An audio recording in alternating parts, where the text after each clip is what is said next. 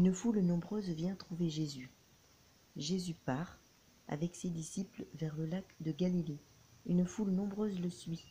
Les gens viennent de Galilée, de Judée, de Jérusalem, de l'Idumée, de la région qui est de l'autre côté du Jourdain, et des environs de Tyr et de Sidon.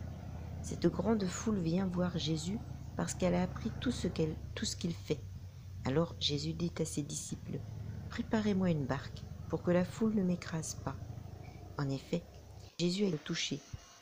Quand les esprits mauvais voient Jésus, jettent à ses pieds en criant, « Tu es le Fils de Dieu. » Mais Jésus leur commande sévèrement, « Ne dites pas qui je suis. » Jésus choisit les 12 apôtres. Ensuite, Jésus, il appelle les hommes qu'il veut, et ils viennent près de lui.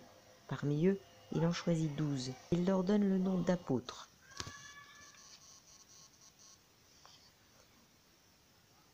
Il leur donne aussi le pouvoir de chasser les esprits mauvais. Voici les 12. Simon. Jésus lui donne le nom de Pierre.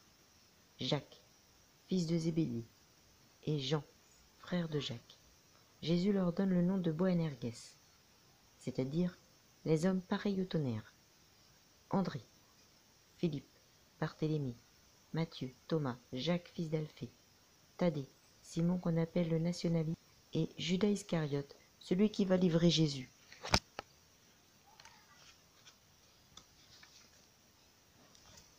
La famille de Jésus veut l'emmener loin de la foule. Jésus revient à la maison. Une grande foule se rassemble de nouveau. Alors Jésus et ses disciples n'ont même pas le temps de manger. Les gens de la famille de Jésus apprennent cela, et ils se mettent en route pour venir le prendre. En effet, ils disent, « Jésus est devenu fou. » Jésus répond à ceux qui l'accusent. Les maîtres de la loi, qui sont venus de Jérusalem, disent, « Jésus a en lui Satan, le chef des esprits mauvais, et c'est Satan qui lui donne le pouvoir de chasser ces esprits. » Alors Jésus appelle les maîtres de la loi et il leur dit, en prenant des comparaisons, « Comment Satan, l'esprit du mal, peut-il chasser l'esprit du mal? Les habitants d'un royaume font la guerre entre eux.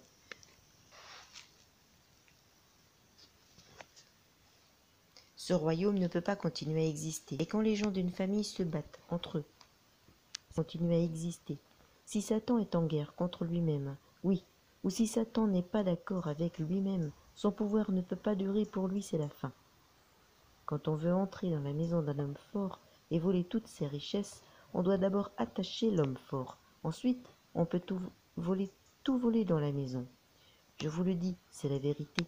Les gens recevront le pardon de tous leurs péchés et pour toutes leurs insultes contre Dieu.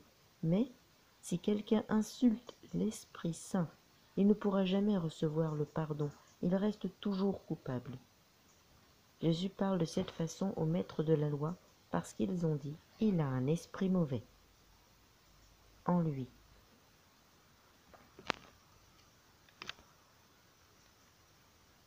La vraie famille de Jésus. Ensuite, la mère et les frères de Jésus arrivent. Ils restent dehors.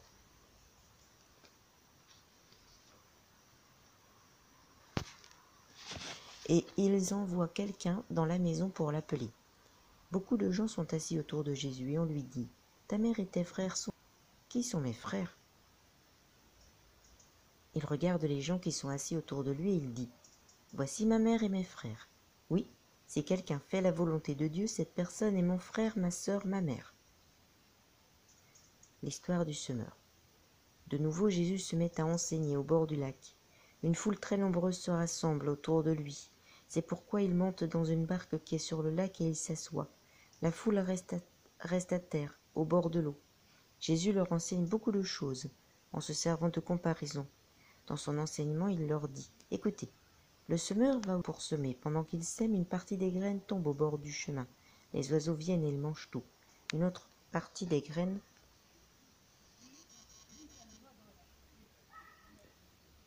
tombe dans les pierres. Là, il n'y a pas beaucoup de terre. Elle pousse tout de suite parce que la terre n'est pas profonde.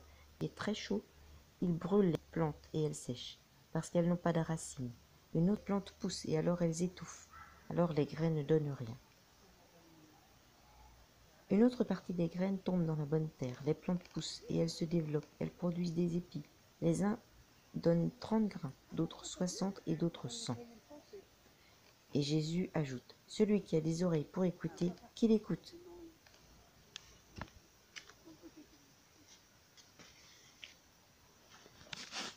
Pourquoi Jésus se sert des comparaisons?